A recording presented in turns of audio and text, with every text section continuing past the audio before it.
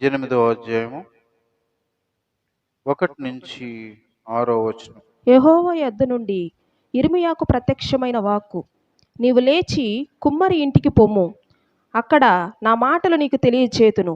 నేను కుమ్మరి ఇంటికి వెళ్ళగా వాడు తన సారె మీద పనిచేయుచుండెను. కుమ్మరి జిగటమంటితో చేయుచున్న కుండ వాని చేతిలో విడిపోగా ఆ జిగటమును మరలా తీసుకుని కుమ్మరి తనకు యుక్తమైనట్టుగా దానితో మరి ఒక కుండ చేసెను. అంతట యెహోవా వాక్కు నాకు ప్రత్యక్షమై ఇలాగు సెలవిచ్చెను, ఇశ్రాయేలు వారలారా, ఈ కుమ్మరి మంటికి చేసినట్లు నేను మీకు చేయలేనా? ఇదే యెహోవా వాక్కు. జిగటమన్ను కుమ్మరి చేతిలో ఉన్నట్టుగా ఇశ్రాయేలు వారలారా, మీరు నా చేతిలో ఉన్నారు. ప్రైలాడు హల్లెలూయా.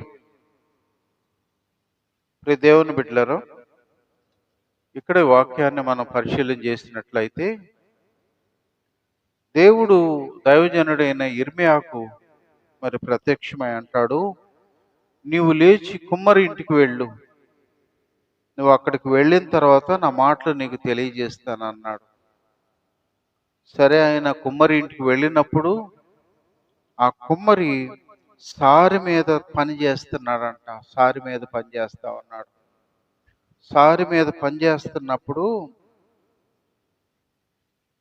మనం 4వ వచనంలో గమనిస్తే, కుమ్మరి జిగటమంటితో చేయుచున్న కుండ వాని చేతిలో విడిపోగా ఆ జిగటమన్ను మరలా తీసుకుని కుమ్మరి తనకు యుక్తమైనట్టుగా మరొక కుండ చేశాడు.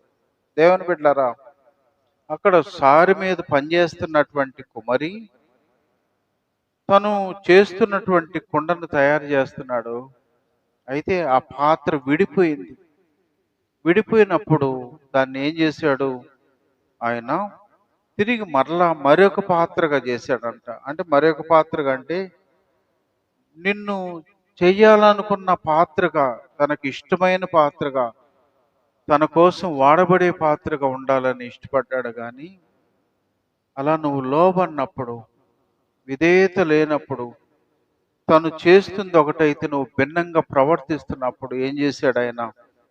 మరొక పాత్రగా తయారైంది. మనకు ఈ పాత్రలు అర్థం కావాలంటే, సహజంగా కుమ్మరి ఎండాకాలం వచ్చిందంటే మంచి ఈ కూజాలు లాంటివి తయారు చేస్తారు. ఇప్పుడంటే ఏదో ఫ్రిడ్జ్లు వచ్చింది, అందుకే పొళ్ళన్నీ ఊడిపోతున్నాయి. ఇంతకుముందు కాలం అయితే ఈ పరిస్థితి లేదు. లక్షణంగా ప్రతి ఒక్కరూ పళ్ళు చచ్చిందాకా బాగుండేది. అందుకని వాళ్ళు మరి వాస్తవాలంగా న్యాచురల్గా ఆ నీళ్లు తాగేవాళ్ళు. ఆ కూజాల్లోనూ మంచి కుండలది కొనుక్కొని ఆ కుండలకి కింద బాగా ఇసుక పోసి చుట్టూ గుడ్డగట్టి వాటిని బాగా చల్లంగా బాగుండేది, ఆరోగ్యంగా ఉండేది ఆ నీళ్లు. కాబట్టి యజమాని కూడా ఆ కూజాల్లాగా నువ్వు ఉండాలని, మరి కుటుంబాన్ని అంతటికీ, లేక మనకు పేతురు పత్రికలో చెప్పబడినట్లుగా యజమాని వాడుకొనుటకు అర్హమైన పాత్రగాను ఉండాలని. అంటే దాని ఉద్దేశం ఏంటంటే, కుటుంబంలో అనేక రకాలైన పాత్రలు ఉంటాయి. కొన్ని పాత్రలు ఇంట్లోనే ఉంటాయి, యజమాని వాడుకుంటా ఉంటాడు. అవి ఆహారం తినేదానికి కావచ్చు, నీళ్ళు తాగేదానికి కావచ్చు. కొన్ని పాత్రలు బాత్రూంలోనే ఉంటాయి, అక్కడే పరిమితం. అవి అక్కడి నుంచి ఇటుకి రానే రావు, ఏడు నుంచి అడుగు పోవు. ఎందుకంటే వాటికి ఆ స్థలం కేటాయించబడింది.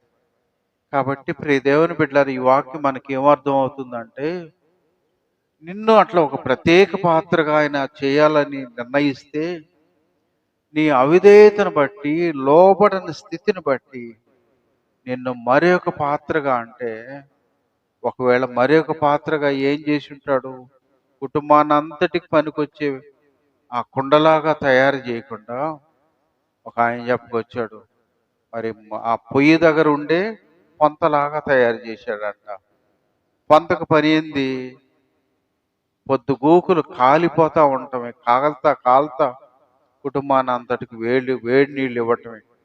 అంటే మంచినీళ్ళు ఇచ్చి కుటుంబాన్ని తృప్తిపరచాల్సిన నీవు, మంచినీళ్ళ వలె ఉండి యజమాని చేత వాడుకునే దానికి అర్హంగా ఉండాల్సినటువంటి నీవు అవిధేయత వల్ల, లోబడిన స్థితి వల్ల, చెప్పినట్టుగా చేయని పరిస్థితిని బట్టి ఈరోజు ఏంగా తయారయ్యావు? ఆ పంతలాగా తయారైపోయినటువంటి పరిస్థితులు. కాబట్టి అందుకనే ఈ మాటలు మనం గమనిస్తే మరి దేవుడు అంటాడు, ఇర్మియాతో మాట్లాడుతూ మనం 6వ వచనంలో అన్నాడు, ఇశ్రాయేలు వారలారా, ఈ కుమ్మరి మంటికి చేసినట్టు నేను మీకు చేయలేనా? ఇదే యెహోవా వాక్కు.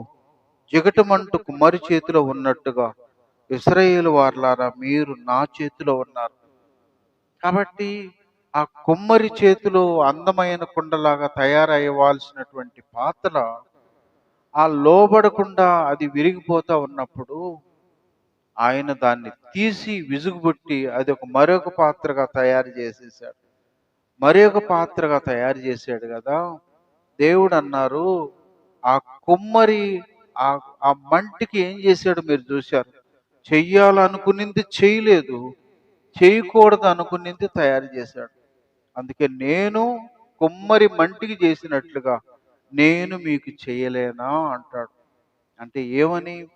నిన్నొక శ్రేష్టమైనటువంటి పాత్రగా, ఆశీర్వాదాన్ని పొందే పాత్రగా, దీవించబడిన పాత్రగా, అనేకులకు ప్రయోజనకరమైన పాత్రగా, నీ పరలోకపు తండ్రికి మహిమ తెచ్చే పాత్రగా నువ్వు నేను ఉండాలని ఆయన అలా కావాలని మనల్ని ఆ సారి మీద తయారు చేసినట్లుగా చేస్తూ ఉంటే మనం లోబడినప్పుడు మనం ఏం చేస్తాడు? మరి ఒక పాత్రగా తయారు చేస్తాడు. ఆ పరిస్థితి రాకుండా ఉండాలంటే తండ్రి చిత్తాన్ని ఎరిగి తండ్రి చిత్త ప్రకారంగా మనం నడుచుకుంటే దేవుని ఉద్దేశించినటువంటి ఆ ఆశీర్వాదాలు మనల్ని ఎప్పటికీ విడిచిపోవు, మనల్ని దాటి అవి పోనీపోవు. దేవుని స్తోత్రం, హల్లెలూయా. ఇక్కడ మరి మనం గమనించినట్లయితే మొదటి సమూయేలు గ్రంథం 13వ అధ్యాయము 13వ వచనంలో అందుకు సమూయేలు ఇట్లనెను, నీ దేవుడైన యెహోవా నీకిచ్చిన ఆజ్ఞను గైకొనక నీవు అవివేకపు పని చేసితివి.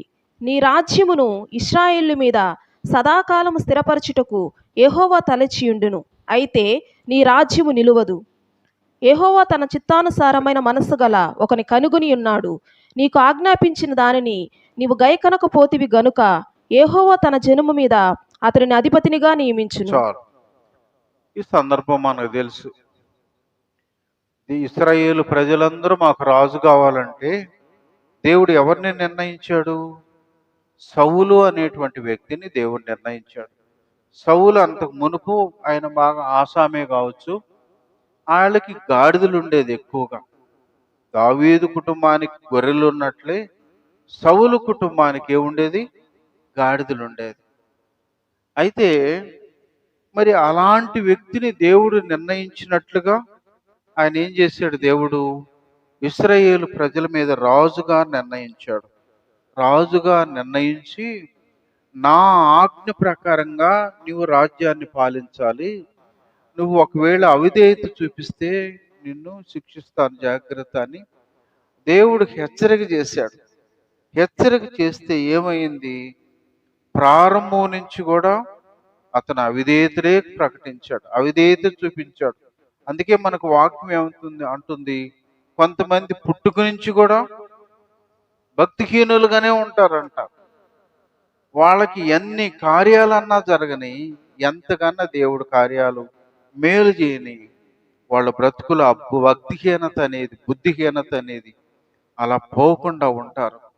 అప్పుడే దేవుని బిడ్డలారు. అందుకని సౌలు గాడిదల కాడి నుంచి తీసుకొచ్చి రాజుగా చేస్తే ఆ విలువ అనేది తెలియకుండా దేవుడు చేసిన మేలులకి కృతజ్ఞత చూపించడం వదిలేసి అవిధేయత ప్రకటించాడు. అవిధేయత ప్రకటించినప్పుడు దేవుడు దైవజనుడు ద్వారా ఆయనతో మాట్లాడుతూ అన్నాడు, నీ రాజ్యమును ఇశ్రాయేలు మీద ఎంతకాలం ఉండాలనుకున్నాను? సదాకాలం స్థిరపరచాలని యెహోవా తలంచి ఉన్నాను. దేవుడు ఒక వ్యక్తిని ఎన్నుకున్నప్పుడు, ఏర్పరచుకున్నప్పుడు దేవుని ప్రణాళిక, దేవుని ఉద్దేశం ఏంటంటే సదాకాలం, శాశ్వత కాలం ఆశీర్వాదాన్ని పొందుకునే వ్యక్తిగా ఉండాలని కోరుకున్నాడు. కానీ దానికి ఏమైంది ఇప్పుడు? ఆయన ఎప్పుడైతే అవిధేయత చూపించాడో, ఎప్పుడైతే లోబడకుండా వచ్చాడో, దేవుని చెప్పిన దానికి భిన్నంగా ప్రవర్తించడం ప్రారంభించాడో, అప్పుడే దేవుని బిడ్డలారా, మనం 2 రకాలైనటువంటి పరిస్థితులు ఉంటాయి. దేవుడు చెప్పింది చేయటం ఒకటి, దాన్ని చెయ్యాలి కానీ చేయకపోవటం ఒక తప్పు. రెండోది, నువ్వు ఫలాంది చెయ్యొద్దు అని అంటే చేయకుండా ఉండాలి, చేస్తే కూడా తప్పే. ఒక ఒక పనిని ఇది నువ్వు చెయ్యి అంటే దాన్ని చేయకుండా పోవటం తప్పు. మరొక పని ఇది నువ్వు చెయ్యొద్దు అంటే నువ్వు చేయకుండానే ఉండాలి, కానీ చేస్తే ఏమవుతుంది అని అంటే అది కూడా విధేయత. సౌలు జీవితంలో దేవునికి అలా వద్దన్న దాన్ని చేసి పెట్టాడు. అందుకని దేవుని బిడ్డలారా, ఆయన జీవితంలో ఏమైపోయిందంటే సదాకాలం, శాశ్వత కాలం ఆ రాజుగా తను తన సంతతి రాజుగా ఉండాల్సిన వ్యక్తి ఈరోజు ఏమైంది? తన తరంలోనే రాజ్యాన్ని పోగొట్టేసుకున్నాడు. తన తరంలోనే తన కుటుంబం, తన వంశం శాపగ్రస్తమైన పరిస్థితికి ఎందుకు వెళ్ళిపోయింది? దానికి కారణం ఏంటంటే తనలో ఉన్న అవిధేయత. నా ప్రియ దేవుని బిడ్డలారా, మరి ఒక వ్యక్తిని మనం గమనిస్తే మొదటి దినవృత్తాంతాలు 17:12. అతడు నాకు ఒక మందిరమును కట్టించును, అతని సింహాసనమును నేను నిత్య స్థాపన చేసేదను. చాలు. దేవుడు సొలొమోను గురించి తెలియజేసినటువంటి మాటలు ఏంటంటే, నాకు అతను ఒక మందిరాన్ని కట్టిస్తాడు, నేను అతన్ని సింహాసనాన్ని నిత్యము స్థాపిస్తా. కింద కూడా ఇంకా ఒక మాట ఏంటంటే, నేను అతనికి తండ్రిగా ఉంటాను, అతడు నాకు కుమారుడుగా ఉంటాడు. ఎంత గొప్ప ధన్యత, ఎంత గొప్ప భాగ్యం! ఎవరిని గురించి?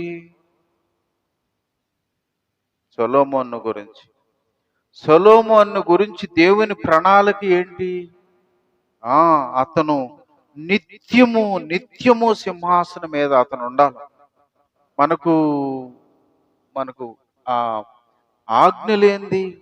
దేవుని ఆజ్ఞలు అంగీకరించి నడిస్తే వాడు ఎన్ని తరాలు? 1000 తరాల వరకు వాడికి ఆశీర్వాదం, దేవుని ఆశీర్వాదం ఉంటుంది.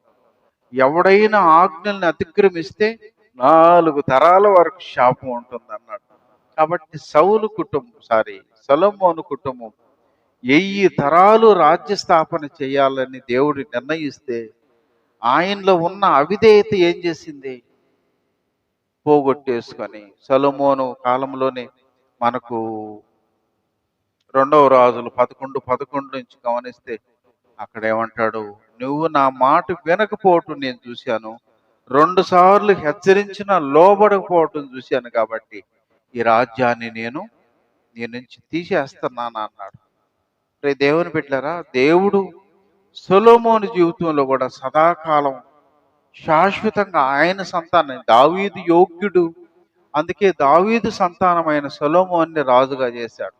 సొలొమోను సంతానం కూడా యోగ్యంగా ఉంటే వాళ్ళ వంశం అంతారా సింహాసనం మీద ఉండాల్సిన వంశం ఏమైపోయింది?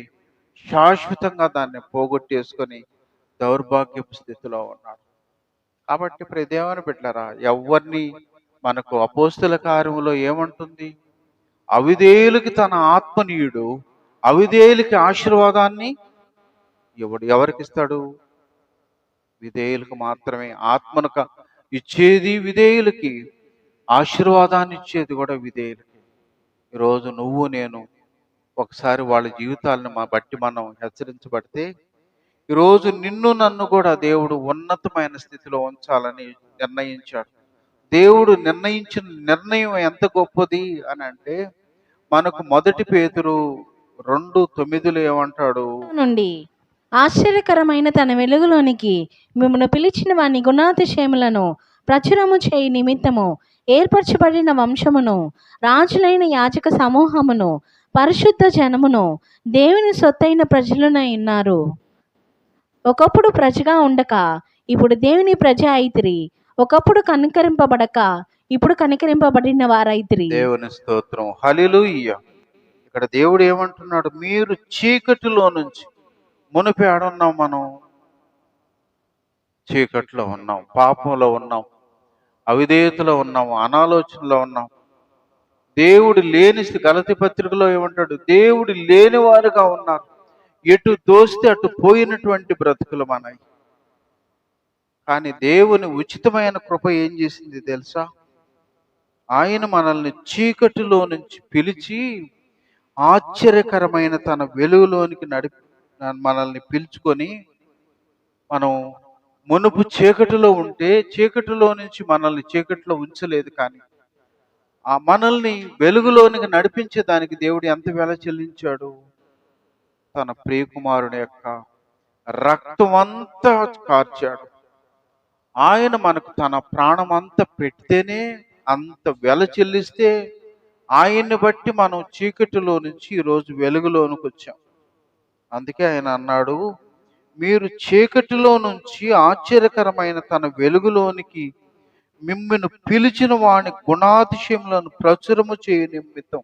ఎందుకు పిలిచాడయ్యా నిన్ను నన్ను? మిమ్మల్ని మునుపు మీరు చీకట్లో ఉన్నారు, మునుపు మీరు పాపంలో ఉన్నారు, మునుపు మీరు సాతానుతో ఏకీభించి ఉన్నారు. ఈ గాలి ఎటు కొడితే అటు పోయినటువంటి పరిస్థితులు మీ జీవితంలో ఉన్నాయి. అందుకనే మిమ్మల్ని ఆ చీకటిలో నుంచి మిమ్మల్ని వెలుగులోనికి నడిపించాలంటే ప్రభువు తన ప్రాణం పెట్టాల్సి వచ్చింది. ఆయన అమూల్యమైన రక్తాన్ని మన కొరకు వెల చెల్లిస్తేనే ఈరోజు మనం ఆ వెలుగులోనికి మనం వచ్చాం. వెలుగులోనికి వచ్చినటువంటి మనల్ని ఏం చెయ్యాలని దేవుడు నిర్ణయించాడంటే, మిమ్మల్ని వెలుగులోనికి పిలిచినటువంటి వాని గుణాతిశయములను ప్రచురము చేయ నిమిత్తం. మిమ్మల్ని ఎందుకు పిలుచుకున్నానంటే, దేవుని నుంచి మేలు పొందుకొని గమ్ము కూర్చో ఉంటామని కాదు, ఆశీర్వాదాలు పొందుకొని గమ్ముకుంటామని కాదు, అసలు ఆ పని నాది కాదులని పట్టించుకోకుండా ఉంటామని కాదు. నిన్ను ఎందుకు పిలుచుకున్నాడయ్యా అంటే, మిమ్మల్ని చీకటిలో నుంచి వెలుగులోనికి పిలుచుకున్నటువంటి వాని గుణాతిశయములను ప్రచురము చేసేది. ప్రచురం చేయటం అంటే ప్రకటించటం. ఆయన గుణాతిశయములు, ఆయన ప్రేమ ఎంత నిన్ను ప్రేమించాడో, ఎంతగా ఆ ప్రేమ నీ కోసం త్యాగం చేసిందో, ఆయన ఇప్పటికీ ఆయన నీలో ఉండాలని ఎంత ఇష్టపడుతున్నాడో, ఆయన నీ జీవితం ఏ విధంగా నిత్యము పరలోకంలో ఉండాలని ఎంతగా ఇష్టపడుతున్నాడు, ఎదురు చూస్తున్నాడు.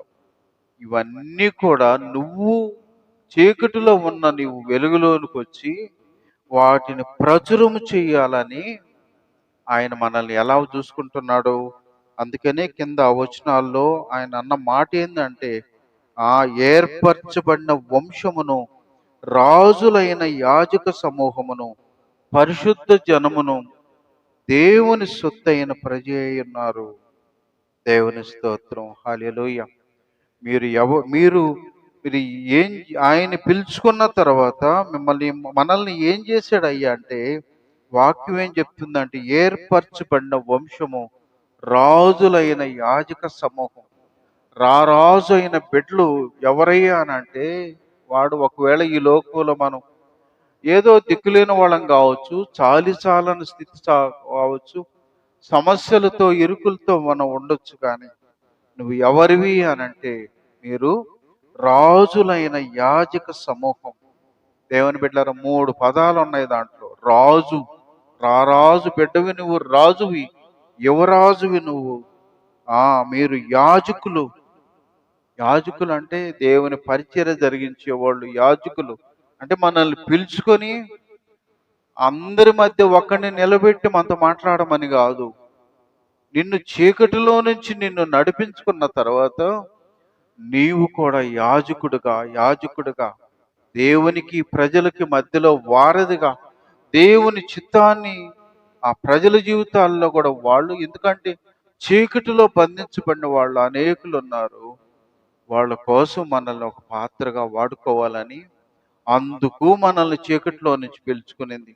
అందుకని ఆయన అన్న మాట ఏంటంటే, ఆయన మిమ్మల్ని రాజులైన యాజక సమూహంగా చేశాడంట, పరిశుద్ధ జనం. మునుపు మనం పరిశుద్ధులం కాదు. మునుపు మనం సాతానుతో ఏకీభించి పాపంలో ఉన్నవారం, మలినములో ఉన్నవారం, అపవిత్రతలో ఉన్నటువంటి వారం, దుర్గంధంలో ఉన్నటువంటి వారం. మనల్ని చూసి దుర్గంధంలో ఉండి ఎవడైనా ఎదురొస్తే పక్కకు తిరిగిపోయే పరిస్థితి. ఆ స్థితిలో నుంచి ఈరోజు మనల్ని పిలుచుకొని ఈరోజు పరిశుద్ధ జనం, దేవుని బిడ్డలనే పేరు నీకు వచ్చింది. ఎందుకు? ఆయన నిన్ను పిలుచుకున్నాడు, ఆయన నీకు వెల చెల్లించాడు. కాబట్టి ఆయన్ని బట్టి నీకు నాకు వచ్చిందే గాని మన యోగ్యతను బట్టి కాదు. ఎఫెసీ పత్రిక 2:8 ఏమన్నాడు?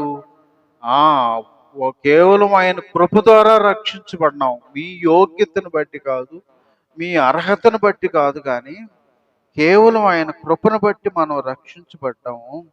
కాబట్టి ఈరోజు పరిశుద్ధ జనంగా పలానోళ్ళు దేవుని బిడ్డలు అనే పేరు పెట్టబడి ఉన్నారు. దేవుని సొత్తు అయిన ప్రజలు అన్నాడు. దేవుని సొత్తు గురించి మనం నేర్చుకున్నాం చాలాసార్లు. వీళ్ళు నా సొత్తు అని అన్నాడు. ఎవరైతే ఆయన్ని అంగీకరించారో, ఆయన బిడ్డలుగా నడుచుకుంటున్నారో వాళ్ళు దేవుని సొత్తు. దేవుని సొత్తు అంటే నీవు ఒక పశువుని డబ్బులిచ్చి కొన్న తర్వాత ఇది నీ సొత్తు అయిపోయింది, దాన్ని నువ్వు కోసుకుంది అంటావో, దాన్ని సాకుకుంటావో, అది నీ ఇష్టం. కానీ నిన్ను రక్తం ఇచ్చి వెల చెల్లించింది ఎందుకంటే ఆయన సొత్తుగా నువ్వు నేను ఉండాలని అంత వెల చెల్లిస్తే ఆ ఆ ఆశీర్వాదంలో నుంచి వాళ్ళు మనం ముందు నేర్చుకున్నటువంటి వాళ్ళలాగా ఎవరోళ్ళు? సౌలు కావచ్చు, సొలొమోను కావచ్చు. వాళ్ళు దేవుడు ఉంచిన ఆ స్థితిలో నుంచి వాళ్ళు జారిపోయినప్పుడు, వాళ్ళు పడిపోయినప్పుడు, అందుకే దేవుడు అన్నాడు, శాశ్వత కాలం ఆశీర్వాదం నీకు ఇవ్వాలని, నువ్వు ఉన్నతంగా ఉండాలని, శ్రేష్టంగా ఉండాలని కోరుకుంటే ఈరోజు నీ అవిధేయత వల్ల దీన్ని పోగొట్టుకున్నావు అని దేవుడు అక్కడ తేటతెల్ల చేస్తున్నాడు. ఈరోజు అనేక మంది దేవుని బిడ్డల జీవితాల్లో కూడా దేవుడు అంటే మనకు ఏదో ఒక అవసరానికి పనికొచ్చేవాడు, ఆశీర్వాదానికి పనికొచ్చేవాడు, ఏదో బాధలకు పనికొచ్చేవాడు, ఏదో మనకు పొదువులకి కొరతలకు పనికొచ్చేవాడు అనుకుంటున్నావా? కానీ నా ప్రియ దేవుని బిడ్డలారా, దేవుడు నిన్ను ఈ లోకంలోను పరలోకంలో కూడా ఆశీర్వదించే దేవుడు. దేవుడు ఆశీర్వదిస్తే ఆశీర్వాదము ఎప్పుడు దాకా ఉంటుంది? నిత్యము ఉంటుంది. దేవుని ఆశీర్వాదం శాశ్వత కాలం ఉండే ఆశీర్వాదం ఆయన ఇచ్చేది. కాబట్టి ప్రియ దేవుని బిడ్డలారా, ఈరోజు తాత్కాలికమైన వాటి కొరకు ప్రభువుని వెంబడిస్తున్నామే, కానీ ప్రభువులో నేను ఆయన సొత్తుని, ఆయన ప్రజల్ని, దేవుడు నాకు ఇచ్చిన ఆధిక్యత ఇది అన్నటువంటి ధన్యతలో మన ఆలోచనలు లేవు, మన బ్రతుకు లేవు, మన ప్రవర్తన లేదు. ఈరోజు అనేక మంది వాళ్ళ జీవిస్తూ ఉన్నాం. భక్తిలో కూడా మనకు వాక్యం యోహాను సువార్త 6:63 ఏముంది? శరీరము కేవలం నిష్ప్రయోజనము, ఆత్మయే జీవింపు చేయండి. అంటే నువ్వు శరీరం అనేది ఈ లోకమే. ఎంతవరకు నుంచి ఇది లోపలున్న ఆత్మ వెళ్ళిపోతే ఈ శరీరాన్ని ఎత్తి ఆడ మట్టిలో పడేస్తారు. ఇంతే. దాని పీరియడ్ ఎంతవరకు అంటే అంతవరకే. నువ్వు దానికి ఎంత సెంట్లు కొట్టు, దానికి ఎన్ని మేకప్లు చెయ్యి, దానికోసం నువ్వు ఎంత వెల చెల్లించు, ఎంత ప్రయాసపడు, ఇదంతా కూడా ఎంతవరకు అని అంటే మట్లకే పోతుంది. అది లోపల ఉన్నది ఆత్మ. ప్రభు చెప్పింది అదే. ప్రభు ఆత్మను రక్షించే దాని కొరకు వచ్చాడు. ఆత్మ శాశ్వత కాలము ప్రభువులో ఉంటుంది. మనకు ప్రకటన 22లో ఏమన్నాడు? శాశ్వత కాలం, యుగయుగాలు. 21లో వచ్చి యుగయుగాలు నరకంలో ఉండేది కొంతమంది అయితే 22వ అధ్యాయంలో యుగయుగాలు ప్రభుతో ఉండేవాళ్ళు కూడా కొంతమంది. వాళ్ళే రక్షించబడినటువంటి గుంపు, వాళ్ళే లోబడినటువంటి గుంపు, వాళ్ళు చెప్పిన మాట వినేటువంటి గుంపు, దేవుడు ఆశించినట్లుగా బ్రతుకులు దిద్దుకున్నటువంటి గుంపు. వాళ్ళకు శాశ్వత కాలము ఈరోజు ఉంటారు. అయితే ఈరోజు దౌర్భాగ్యం ఏంటంటే చాలా మంది దేవునికి చెప్పినట్లుగా నడుచుకోరు, అవిధేయులుగా ఉంటారు. అందుకే సమస్యలు ఎదుర్కొంటున్నప్పుడు, బాధలు ఎదుర్కొంటున్నప్పుడు, సాతాను ఒక పక్క శోధించబడుతున్నప్పుడు, మరి ఒక పక్క సమస్యల్లో వాళ్ళు తలమునకలు అలిపోయినప్పుడు అనేక మంది ఈరోజు దేవుణ్ణి గురించి సనుక్కునే వాళ్ళుగా ఉంటారు. దైవ సేవకుల గురించి సనుక్కునే వాళ్ళుగా ఉంటారు. అనేక మంది తల్లిదండ్రులు మాకు ఈ స్థితికి, ఈ దరిద్రానికి కారణం వీళ్ళేవని వాళ్ళని నిందించే వాళ్ళు ఉంటారు.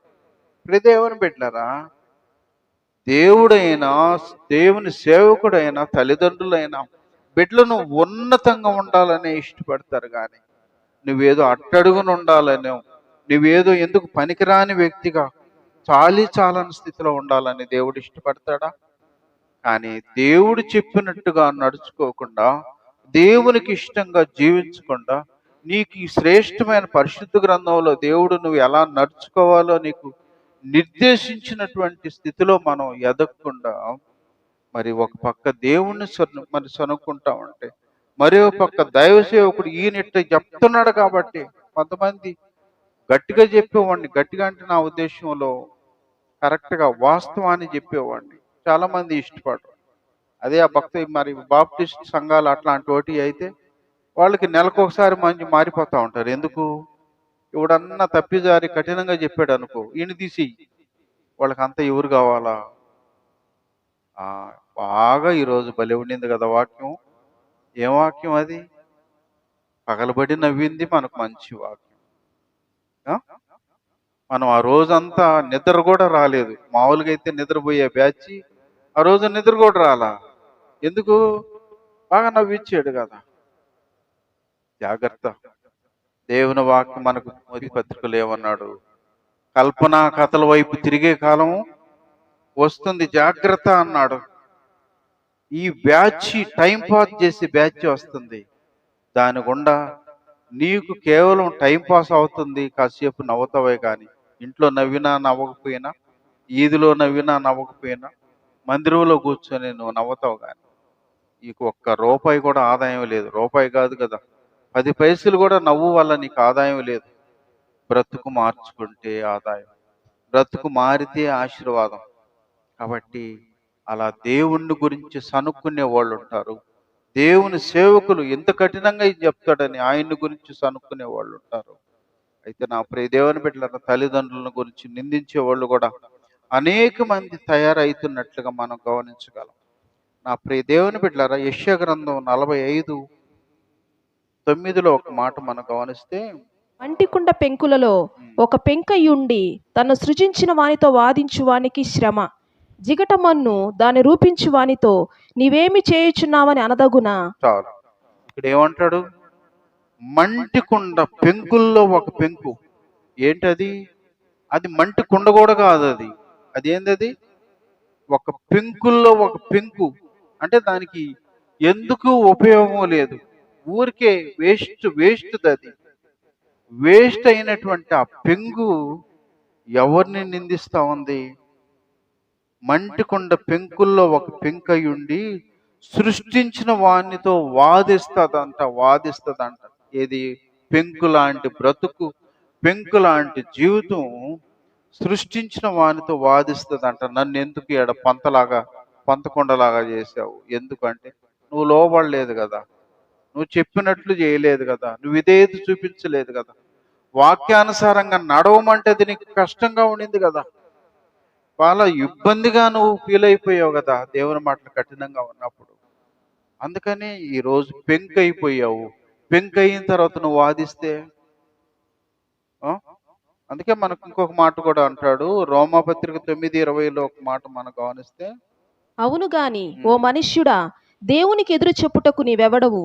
నన్నెందుకు ఇలాగు చేసితవని రూపింపబడినది రూపించు వానితో చెప్పునా. చాలు. ఓ మనుష్యుడా, దేవునికి ఎదురు చెప్పుటకు ఎవడవు నువ్వు? దేవుణ్ణి ప్రశ్నించుటకు ఎవరు నువ్వు? దేవుని ముందు నిలబడేదానికి ఆ దేవదూతలకే యోగ్యత లేదే, అర్హత లేదే.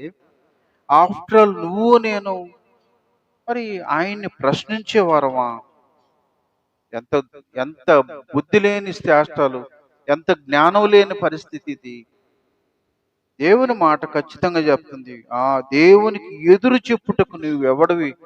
నన్ను ఎందుకు ప్రభా ఇలా చేసావు? నా పరిస్థితి ఎందుకు ప్రభా ఇలా మారింది? నేను మన కళ్ళ ముందు వాళ్ళ నీళ్ళను చూస్తాం కానీ దేవుడు నన్ను ఎందుకు ఏ స్థితిలో, మనకు వాక్యం ఏం చెప్తుంది? ఫిలిప్పీ పత్రికలో అనుకుంటాను, దేవుడు నిన్ను ఏ స్థితిలో ఉంచాడో ఆ స్థితిలో నీవు నమ్మకంగా ఉంటే అది చాలు నీకు ఆశీర్వదించేదానికి, అది చాలు నిన్ను హెచ్చించేదానికి. అందుకనే దేవుడు అంటున్నాడు ఇక్కడ, మరి నిన్ను సృజించిన వానితో ఎదురు చెప్పుటకు నువ్వెవడివి అని అన్నాడు. కాబట్టి ప్రతి ఒక్కరిని కూడా దేవుడు తన ఉద్దేశ ప్రకారంగా తన చిత్త ప్రకారంగా సృష్టించాడు. మనం ఆ సృష్టిలో భాగంగా ఆయన చెప్పినట్లుగా మనం నడుచుకుంటేనే ఉంది. అంతేకాని ఆయన చేసిన కార్యాలకి ఆయన మన పట్ల ఉన్న ఉద్దేశాన్ని దాన్ని వ్యతిరేకించి తిరస్కరించే వాళ్ళంగా ఉంటే మరి మనకొక మాట మనం గమనిస్తే యెషయా గ్రంథం 1:18 కూడా ఒక మాట ఏమంటాడంటే రండి మన వివాదము తీర్చుకొందము, మీ పాపములు రక్తము వలె ఎర్రని చాలమ్మా. దేవుని స్తోత్రం, హల్లెలూయా. దేవుడు చెప్తున్న మాట ఏంటంటే రండి మన వివాదమును తీర్చుకుందాం.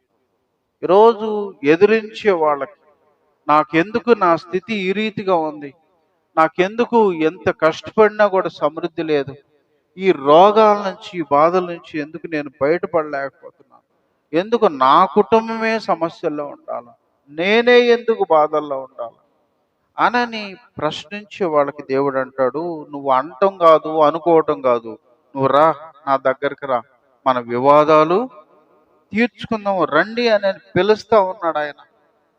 నువ్వు నిజంగా దేవునితో వాదించాలంటే నువ్వు ఆయన దగ్గరికి వచ్చి ఆయన దగ్గరికి అంటే ఎడపోవాలా, ప్రార్థనలో పోతే చాలు. ప్రార్థనలో ప్రభువుతో మాట్లాడితే నీకు ఆయన జవాబిస్తాడు. ఒక ఆయన కూడా దేవునితో వాదం పెట్టుకున్నాడు, నేను ఆయన్నే ప్రశ్నిస్తా, ఆయనతోనే మాట్లాడతాను. ఎవరైనా యోబు. మరి ఆయన నీతిమంతుడు, యథార్థవంతుడు, భయభక్తులు కలిగిన వాడు, కుటుంబాన్నంతా కూడా యోగ్యంగా పెంచినటువంటి వ్యక్తి అని దేవుడే సాక్ష్యం ఇచ్చాడు. అలాంటి ఆయన్ని సాతాను శోధించినప్పుడు ఆయన అన్న మాట ఏంటి అంటే నేను దేవునితోనే నా వివాదాన్ని నేను తీర్చుకుంటా, దేవుణ్ణే నేను ప్రశ్నిస్తా, నేనేం తప్పు చేశానని నాకు ఇలాంటి పరిస్థితికి అప్పగించావు అని దేవుణ్ణి నేను ప్రశ్నిస్తానని ఆయన మాట్లాడుతుంటే దేవుని బిడ్డలారా, మనం 42వ వచనంలో దేవుడు ఆయనకి కనిపించాడంట.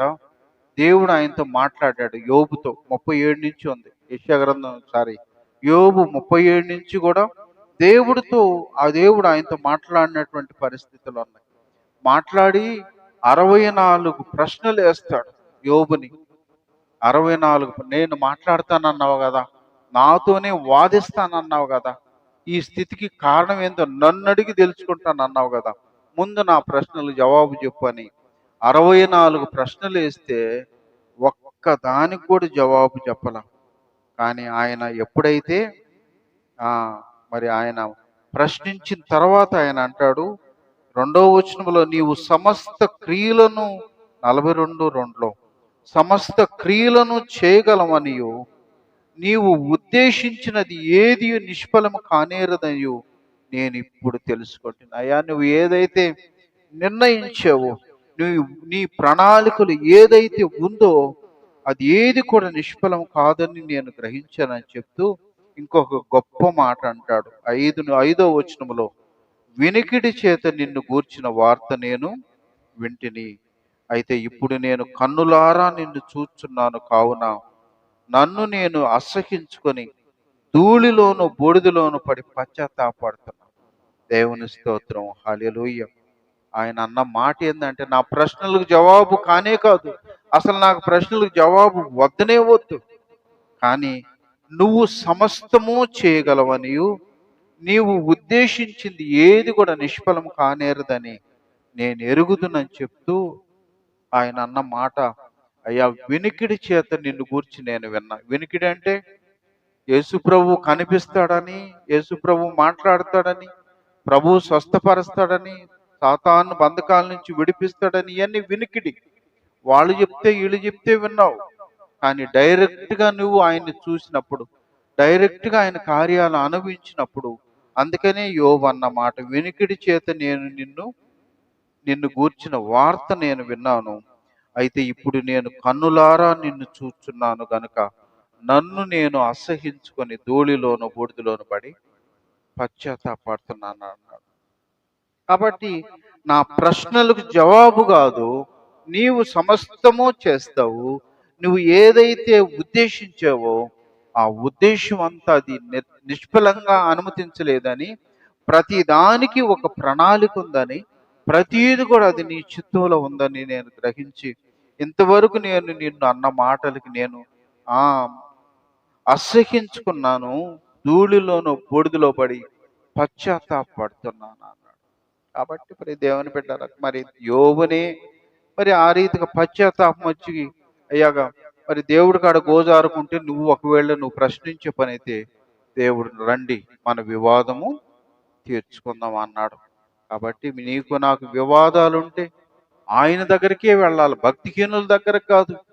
అసలు భక్తి లేని వాళ్ళు చాలా మంది ఉంటారు. వాళ్ళ కాడకపోతే వాడేం చెప్తాడు, ఇంకా 4 ఎక్కించి దేవుని గురించి వ్యతిరేకంగా చేస్తాడు. కాబట్టి భక్తిహీనుల దగ్గరకు పోయి నువ్వు మాట్లాడటం కాదు, నువ్వు సరాసరి ప్రభువు దగ్గరికి వెళ్తే నువ్వు నాకు మొర్రపెట్టు, నేను ఉత్తరమిస్తా అన్నాడు. నీవు గ్రహించలేని గూఢమైన సంగతులు తెలియజేస్తానన్నాడు. నీకు ఏదైతే అర్థం కావట్లేదో, నీకు ఏదైతే గ్రహింపులోనికి లేకుండా ఉందో, నీవు వస్తే నేను నీ సమస్యకు పరిష్కారం చేస్తానన్నాడు.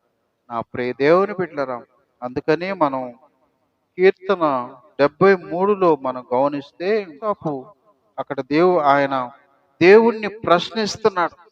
భక్తిహీనులు చూపిస్తే వాళ్ళకి భక్తి లేదు, వాళ్ళు నిర్భయంగా ఉన్నారు, వాళ్ళు దూషిస్తున్నారు, వాళ్ళు ఇష్టానుసారంగా ప్రవర్తిస్తున్నారు, అయినా వాళ్ళకి సమృద్ధి ఉంది, వాళ్ళకి కొదువు లేదే, వాళ్ళకి కొరత లేదే, వాళ్ళకి ఏమీ ఇబ్బంది లేకుండా అన్ని నువ్వు చూస్తున్నావు. నేను ఇంత భక్తిలో ఉన్నాను, నేను ఇంత నీతిగా ఉన్నాను, నేను ఇంత యథార్థంగా ఉన్నాను, నాకెందుకు రావాలా ప్రభువా, నాకెందుకు రావాలా అని అనుకోలేదు. భక్తిహీనుల దగ్గరికి వెళ్ళాల. ఆయన ఏం చేశాడు? అందుకనే మనం 16వ వచనంలో అన్నాడు, నేను తెలుసుకునవలనని ఆలోచించినప్పుడు నేను దేవుని పరిశుద్ధ స్థలములోనికి పోయి వారి అంతమును గూర్చి ధ్యానించు వరకు చాలు అని అనుకోకుండా ఏం చేశాడు ఆయన? నేరుగా దేవుని సన్నిధిలోకి పోయి వాళ్ళ భక్తిహీనుల గురించి, ప్రభువా వాళ్ళు ఏంది, వాళ్ళు ఇష్టానుసారంగా ఉన్నారు, భక్తే లేదు, వాళ్ళు వ్యతిరేకంగా ఉన్నారు, దూషించే వాళ్ళుగా ఉన్నారు, మరి అలాంటి వాళ్ళకి ఈరోజు కొదువు లేకుండా ఉంది, కొరత లేకుండా ఉంది, నేను ఇంత భక్తి చేస్తున్నాను, నాకెందుకు ఇలాంటి పరిస్థితి ఉంది అని ఆయన దేవుణ్ణి ప్రార్థన చేశాడంట.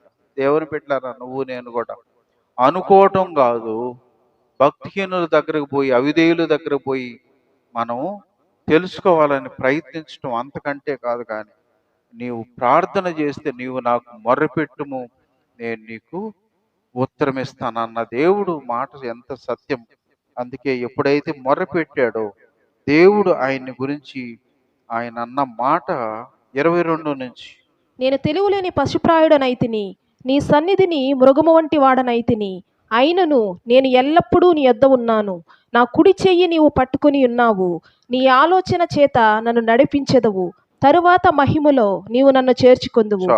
దేవుని బిడ్డలారా, ఆయన ముందు అనుకున్న మాటలన్నీ కూడా దేవుడి దగ్గర మొరపెట్టి, ప్రవ్వా వాళ్ళకి నాకు ఏంది ఇంత తేడా, నేను భక్తిగా ఉన్నానే, వాళ్ళు భక్తిహీనులే, వాళ్ళు లోబడరే, నేను లోబడతానే, నేను ప్రార్థన చేస్తానే, వాక్యం చదువుతానే, ఇవన్నీ యోగ్యంగా ఉన్నాయి, మరి వాళ్ళ పరిస్థితి ఏంది, నేనెందుకు ఇలాంటి దౌర్భాగ్యకరమైన స్థితిలో ఉన్నానంటే, అందుకే ఆయన అన్న గొప్ప మాట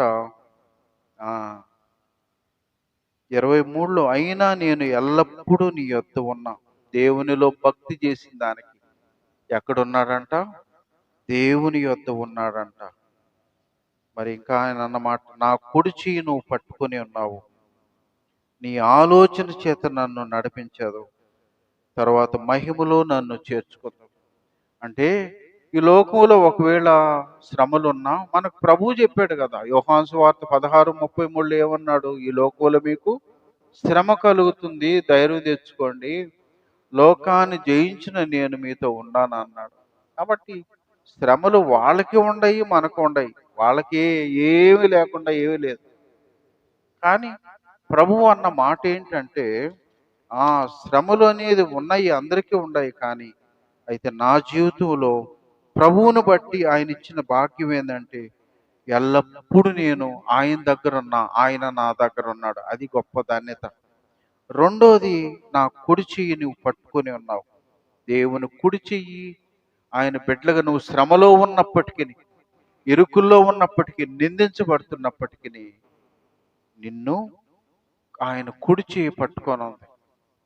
అందుకని యేసన్న గారు ఎంత గొప్ప పాట రాశారంటే, నా కుడి హస్తం హత్తుకొని ఉన్నది, నీ ఎడమ చేయిన తల క్రిందనున్నది, నీ కౌగిలిలోనే నిత్యం నిల్పుమా,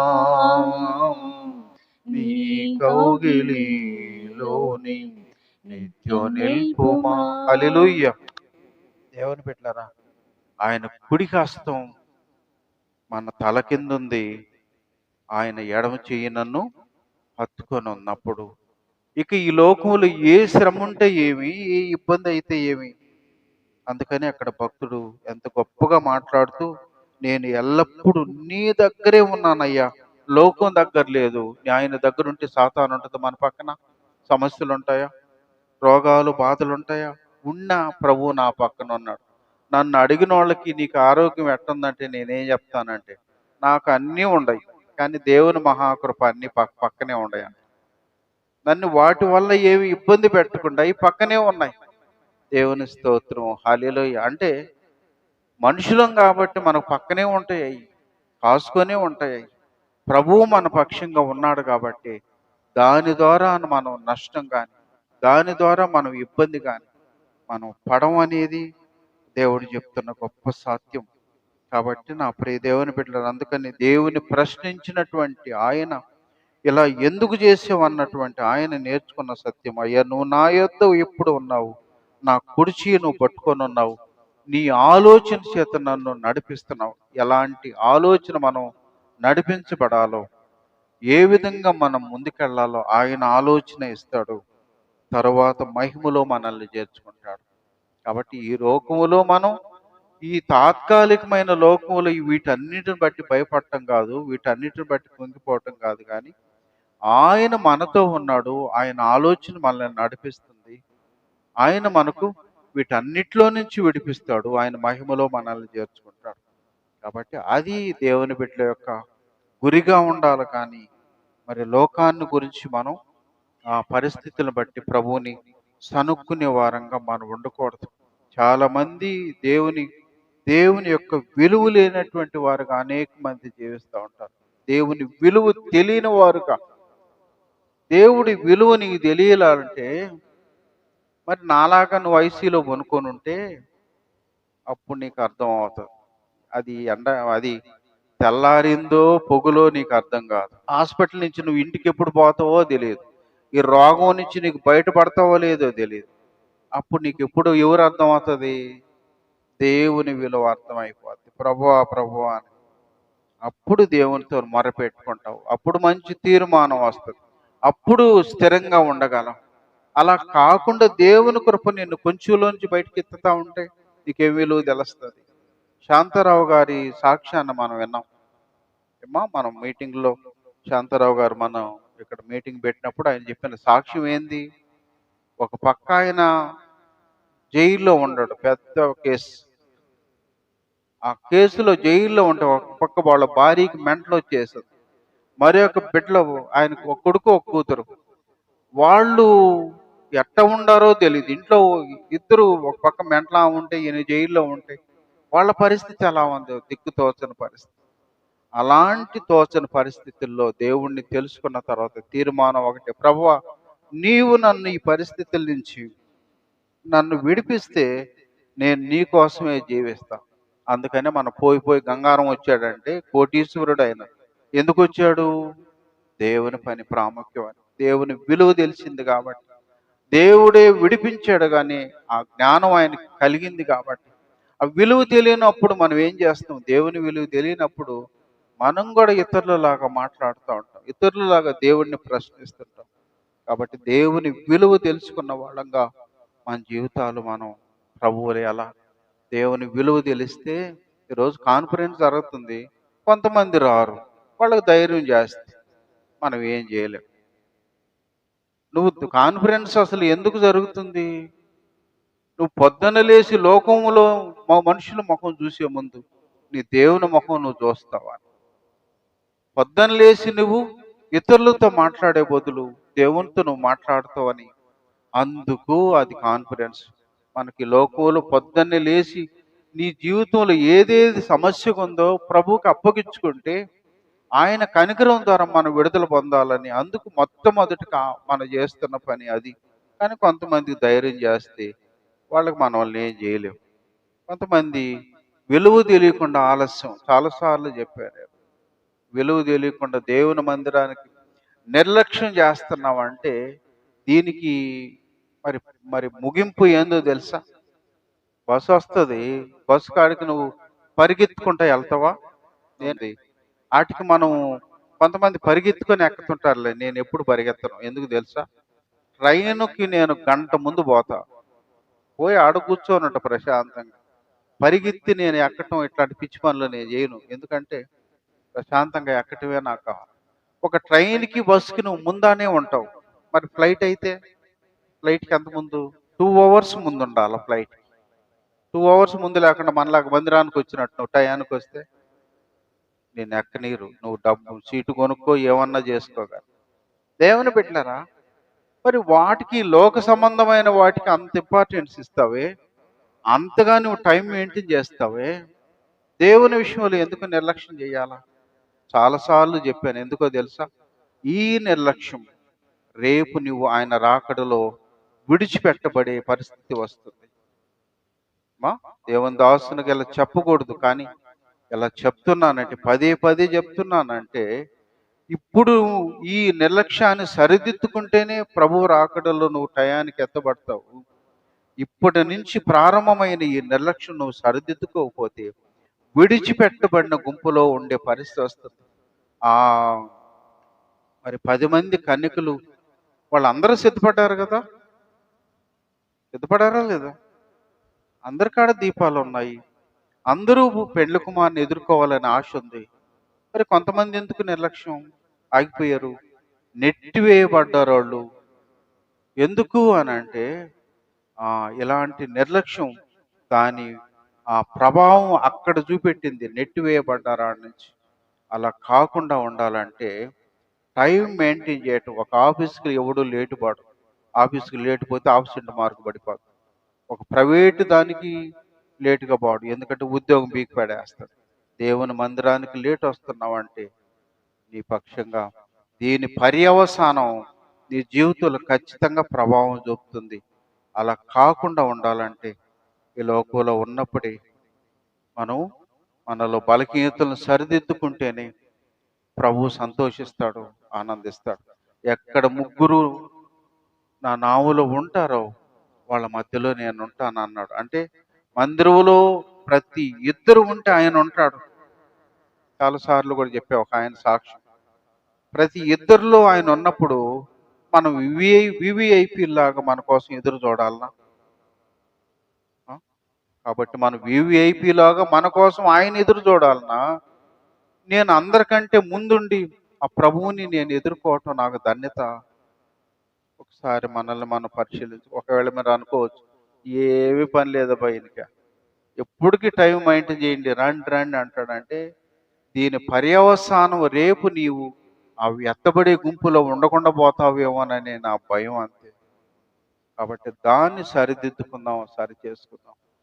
ప్రభువు ఆశించినట్లుగా మనం కుమ్మరి చేత ముందు ఆయన ఉద్దేశంలో, ఆయన ప్రణాళికలో ఎలాంటి శ్రేష్టమైన పాత్రగా మనం ఉండాలని ప్రభువు నిర్ణయించాడో ఆ నిర్ణయ ప్రకారంగా మనం శ్రేష్టమైన పాత్రగా మలచబడి యజమాని చేత వాడుకొనుటకు అర్హమైన పాత్రగా మనం జీవిద్దాం. దేవుడి మాట్లాడిన వెనుకల్లో దీవించును గాక.